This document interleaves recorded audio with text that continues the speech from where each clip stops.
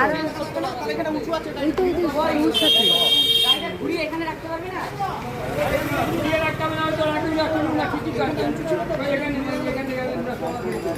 ওরা খুব সাহায্য করে।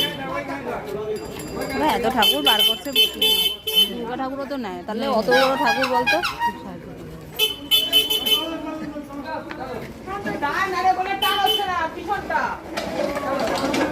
আমার গাটা কিচকিচ করে রে।